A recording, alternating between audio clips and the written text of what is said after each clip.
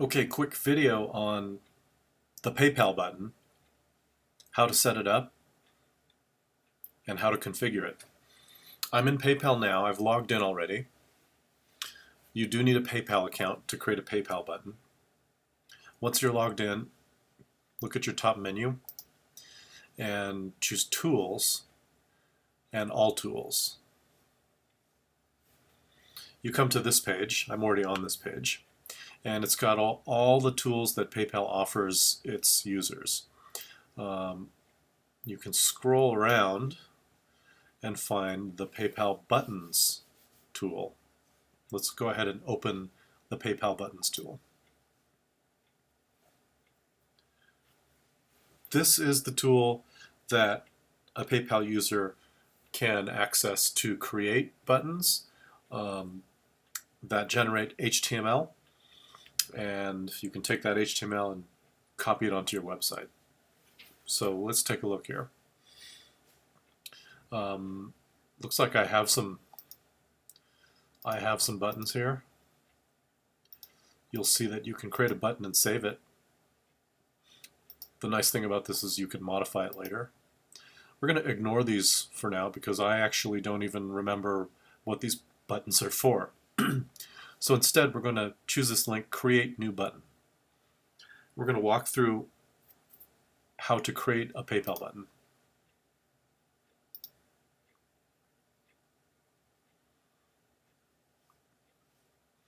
Okay, I click the link to create a PayPal button, and I come up on a worksheet here.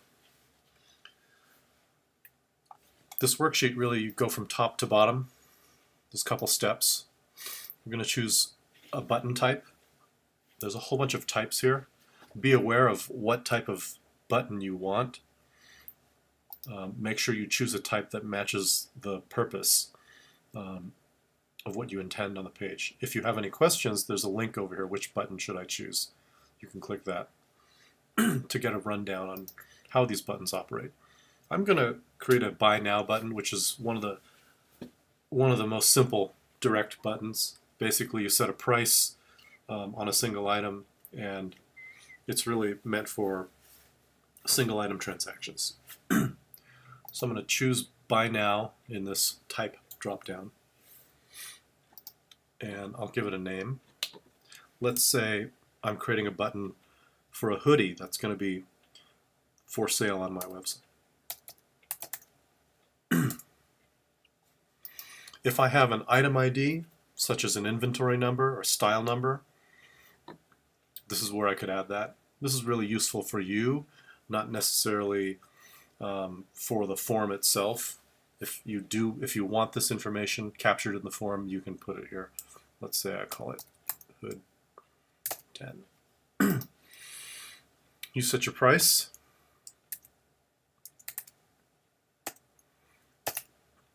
$34.95 will be my sample price, and your currency.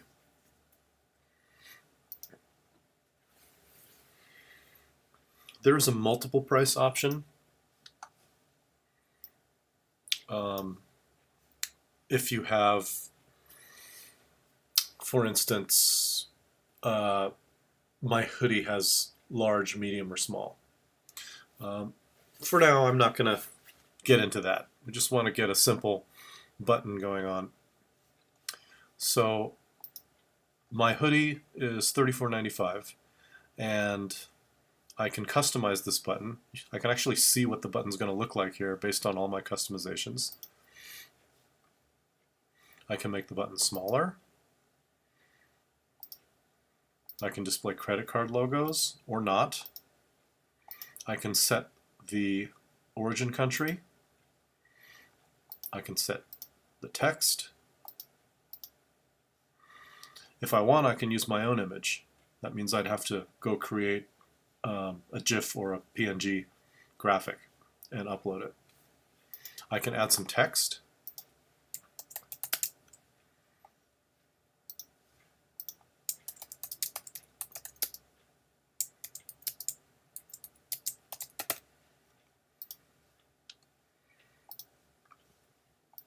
Here's where I would set my options if I wanted people to choose.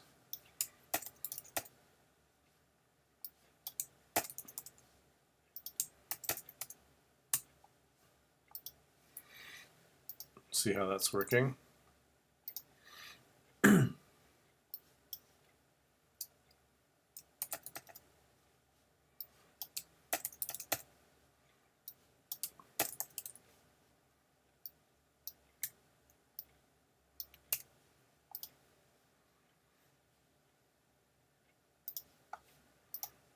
Okay.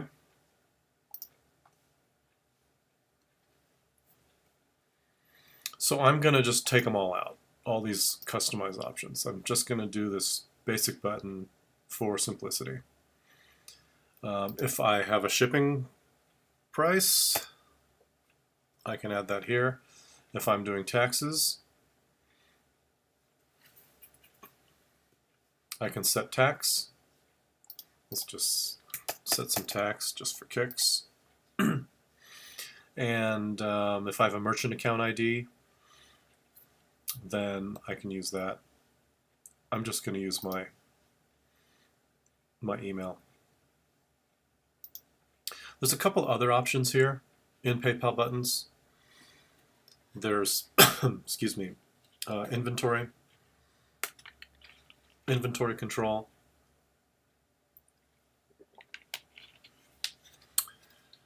I'd say this is more advanced.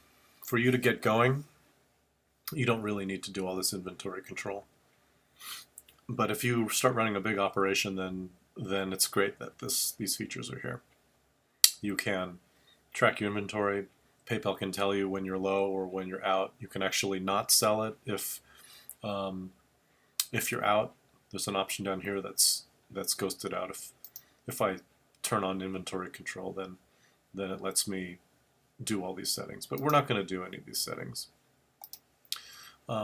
In step 3, there's some advanced features. Again, this is about the shopping experience. You don't really have to set any of these advanced features. All you really need to do is focus on step 1 and configure your button to fit, to match your item, have the right price. When you're all set with that, click Create Button, and a page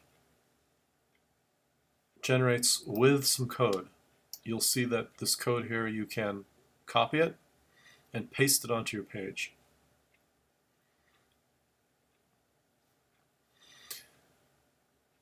And that's all you really have to do. Now that you've created all the parameters for your item, the button is configured for this particular item, and PayPal gives you this code and you can add it to your page.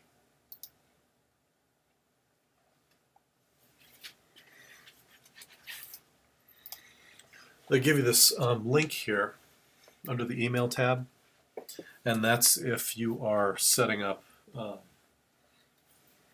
PayPal button within an email layout, like a mass marketing newsletter. We're going to use this website tab to grab this code. You see it's a standard HTML form with all of the settings that that you configured in step 1.